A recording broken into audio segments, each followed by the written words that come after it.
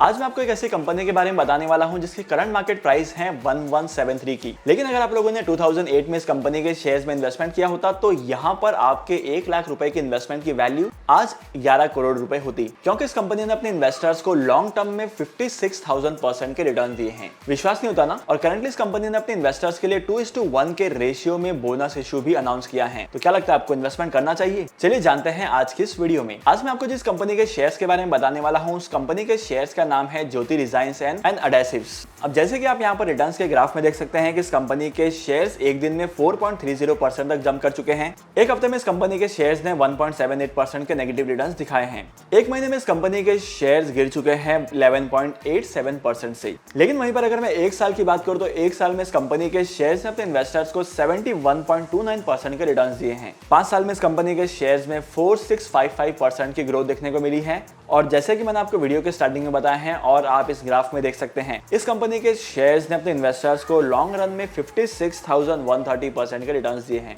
जिस तरीके से इस कंपनी के शेयर्स का ग्राफ परफॉर्म कर रहा है, यहाँ पर आप देख सकते हैं कि कंपनी के शेयर्स एक लेवल तक ऊपर गए थे और अब कंपनी के शेयर्स थोड़े थोड़े करके नीचे आ रहे हैं। तो आखिर इस कंपनी के फंडामेंटल्स क्या कहते हैं? आपको इन्वेस्टमेंट करना है, नहीं करना है? अगर आपको इन्वेस्टमेंट करना भी है तो कितने अमाउंट का इन्वेस्टमेंट करना है? हर एक चीज के बारे में आज की इस वीडियो में मैं आपको बताने वाला हूँ। तो एज यूजुअल हमारा आज का वीडियो भी इंपॉर्टेंट और इंटरेस्टिंग होने वाला है। तो आज की इस वीडियो को शुरू करने से पहले अगर आप इस चैनल पर नए हो और आपने अभी तक इस चैनल को सब्सक्राइब नहीं किया है तो क्या कर रहे हो यार, इस चैनल को सब्सक्राइब करो, क्योंकि स्टॉक मार्केट इन्वेस्टमेंट्स और पर्सनल फाइनेंस से जुड़ी बहुत सारी चीजें मैं आपके साथ शेयर करता हूं। तो इस चैनल को सब्सक्राइब करना तो बनता है। तो होप करता हूं कि चैनल को सब्सक्राइब कर दिया होगा। और सबसे पहले हम लोग बात करते हैं इस कंपनी के बिजनेस मॉडल के बारे में। बेसिकली इस कंपनी के इंडिया में बहुत सारे मैन्युफैक्चरिंग यूनिट्स हैं जहां पर ये company synthetic resin adhesives manufacture करती है। इसके अलावा ये कंपनी बहुत सारे वुड रेजिन्स को भी मैन्युफैक्चर करती है। और इस कंपनी का जितना भी रेवेन्यू है वो सिर्फ और सिर्फ इंडिया से ही जनरेट होता है। कंपनी का बिजनेस मॉडल समझ में आ चुका है। अब हम चलते हैं कंपनी के फाइनेंशियल स्टेटमेंट्स की तरफ। और सबसे पहले हम लोग कंपनी के इनकम स्टेटमेंट को देखते हैं। जैसे कि आप कंपनी के इनकम स्टेटमेंट को देख सकते हैं, यहाँ पर कंपनी का जो टोटल रेवेन्यू है वो डे बाय डे इंक्रीज होते जा रहा है। हर साल यहाँ पर एक अच्छी ग्रोथ दिखाई दे रही है।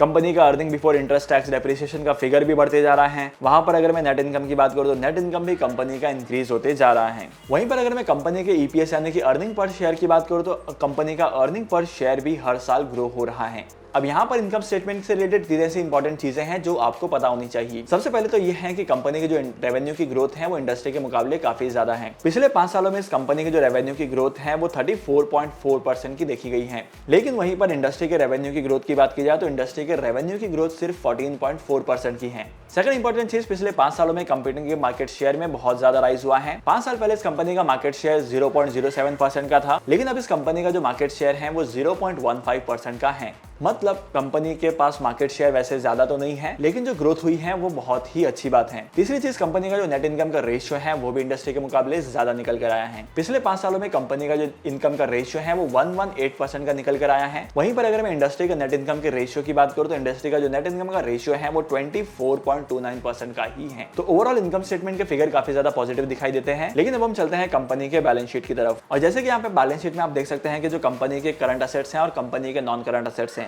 इन दोनों की वैल्यू में ही आपको राइज देखने को मिलेगा। वहीं पर अगर कंपनी की लायबिलिटी की बात की जाए तो कंपनी की लायबिलिटी भी बढ़ रही है, लेकिन कंपनी के असेट्स के कंपैरिजन में ही बढ़ रही है। मतलब जिस हिसाब से कंपनी के असेट्स इंक्रीज हो रहे हैं उसी हिसाब से उससे कम प्रोपोर्शन में उस कंपनी की लायबिलिटी इंक्रीज हो रही है। और किसी भी कंपनी के लिए ऐसा होना बहुत अच्छी बात होती है। लेकिन यहाँ पर भी 2 इंपॉर्टेंट चीजें हैं जो आपको पता होनी चाहिए। सबसे पहली चीज तो यह है कि कंपनी का जो डेट टू इक्विटी रेशियो है वो बहुत ही कम है। मैंने आपको पहले ही बता दिया है कि कंपनी का असेट जिस हिसाब से इंक्रीज हो रहे हैं उस प्रोपोर्शन में ही कंपनी की लायबिलिटी इंक्रीज हो रही है। तो डेट टू इक्विटी रेशियो तो कम होना ही है। पिछले 5 सालों में इस कंपनी का debt to equity ratio note किया गया है 4% का। वहीं पर अगर मैं पिछले 5 साल के इंडस्ट्री के डेट टू इक्विटी रेशियो की बात करूं तो यहाँ पर 42% का निकल कर आता है। लेकिन एक नेगेटिव चीज ये है कि कंपनी का जो करंट रेशियो है वो बहुत ही कम है। इंडस्ट्री का पिछले 5 सालों का करंट रेशियो निकल कर आता है 164% का। वहीं पर इस कंपनी का करंट रेशियो निकल कर आता है 106% का। अगर इस कंपनी का करंट रेशियो 106% का भी है तो यहाँ पर कोई बुरी बात नहीं है। अब हम चलते हैं कंपनी के कैश फ्लो स्टेटमेंट को और कंपनी के कैश फ्लो स्टेटमेंट को भी ऑब्जर्व कर लेते हैं। जैसे कि यहाँ पर कंपनी के नेट चेंज इन कैश को देख रहे हैं, यहाँ पर कंपनी का जो नेट चेंज इन कैश है वो कभी पॉजिटिव में है तो कभी नेगेटिव में है। लास्ट फाइनेंशियल ईयर में इस कंपनी का जो रेशियो है वो नेगेटिव में है। सेकंड चीज, अब हम बात करते हैं कंपनी के चेंज इन वर्किंग कैपिटल की, तो यहाँ पर आप आपको हर साल देखने को मिल रहा होगा। 2020 से लेकर आज तक यानी कि 2022 तक इस कंपनी का change in working capital negative में था। अगर वहीं पर कैपिटल एक्सपेंडिचर की बात की जाए तो कंपनी जो है वो हर साल कैपिटल एक्सपेंडिचर पर बहुत बड़ा खर्चा करती है। पहले 16 करोड़ का किया था, अभी 8 करोड़ का किया है, तो ये काफी अच्छी बात है। लेकिन वहीं पर अगर मैं फ्री कैश फ्लो की बात करूं तो यहाँ पर आपको फ्री कैश फ्लो के फिगर नेगेटिव दिखाई दे सकते हैं। तो होप करता हूं कि अभी तक की वीडियो में आपको कंपनी के फाइनेंशियल समझ में आ चुके हैं। अब हम चलते हैं कंपनी के पी रेशियो पर और पीबी रेशियो पर। अब जैसे कि आप इस कंपनी के पी रेशियो को देख सकते हैं, इस कंपनी का जो पी रेशियो है वो बहुत ही ज्यादा है। मतलब यहाँ पर एक कंपनी ऐसी भी है जिसका नाम है दीपक नाइट्रेट, उसका पी रेशियो 22 का है। एक कंपनी ऐसी है जिसका पी रेशियो 74 का है और एक कंपनी ऐसी है जिसका पी रेशियो 80 का है। इन दोनों कंपनी के कंपैरिजन में इसका रेशियो कम है, लेकिन इसका रेशियो जो 68 का है ये करंटली बहुत ज्यादा है। क्योंकि अगर आप यहाँ पर पीबी रेशियो को देखेंगे तो इस कंपनी का पीबी रेशियो सारी कंपनी से ज्यादा है। तो यहाँ पर अगर मैं वैल्यूएशन की बात करूँ तो करंटली इस कंपनी के शेयर्स थोड़े से ओवर वैल्यूड लग रहे हैं मुझे। और फाइनल डिसीजन क्या है मैं आपको वीडियो के एंड में ही बताऊंगा, तो उसके लिए एंड का पार्ट जरूर देखना। अब हम बात करते हैं कंपनी के शेयर्स में वोलेटिलिटी की। जैसे कि आप यहाँ पर देख सकते हैं कि राधा रेजिन्स एंड अडायर्स के शेयर्स में बहुत ही ज्यादा वोलेटिलिटी है, क्योंकि कंपनी के शेयर्स कितनी ज्यादा ग्रोथ देखने के बाद हर कोई चाहता है कि इस कंपनी के शेयर्स में इन्वेस्टमेंट कर लूं, क्योंकि बहुत सारे लोगों को लगता है कि अगर मैं यहाँ पर इन्वेस्टमेंट करूंगा तो मुझे बहुत अच्छे रिटर्न्स कमाने को मिलेंगे।